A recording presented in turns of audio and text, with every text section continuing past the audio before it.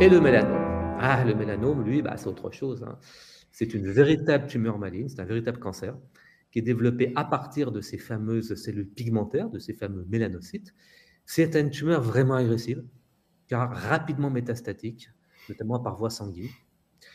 Le plus souvent, ce mélanome n'apparaît pas sur un grain de beauté préalable, il apparaît sur une peau qui apparemment antérieurement était tout à fait saine.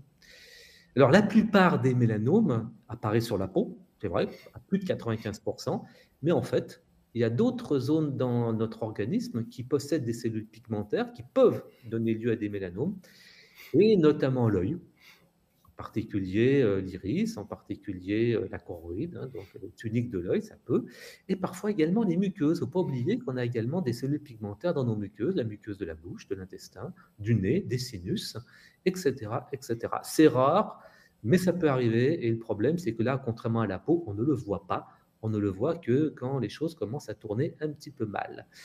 Ce qu'il faut dire d'emblée, c'est que l'apparition d'un mélanome est très clairement favorisée par une chose précise qu'on connaît tous, c'est l'exposition solaire aux UV, et notamment l'exposition aiguë, importante, coup de soleil, parfois même avec des bulles, quand on est petit, enfant, adolescent, adulte jeune. C'est ça le principal facteur de risque, et c'est ça qu'on essaye d'éviter dans la population en disant bah, attention, hein, ne prenez pas de coup de soleil aigu, c'est un facteur de risque important pour le mélanome. Stop.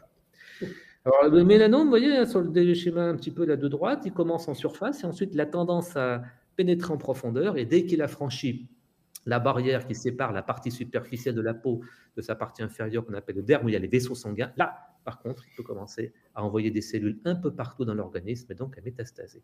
C'est pour ça que c'est une tumeur agressive.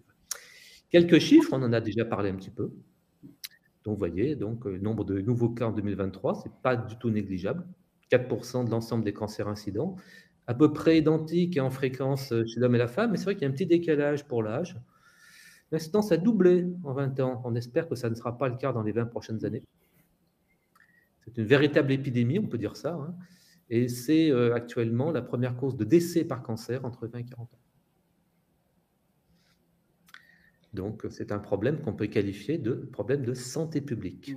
C'est vrai qu'on a un effet comme ça de submersion par le mélanome, mais j'ai envie de dire par toutes les tumeurs cutanées, notamment celles qui sont induites par le soleil, et c'est vraiment la majorité.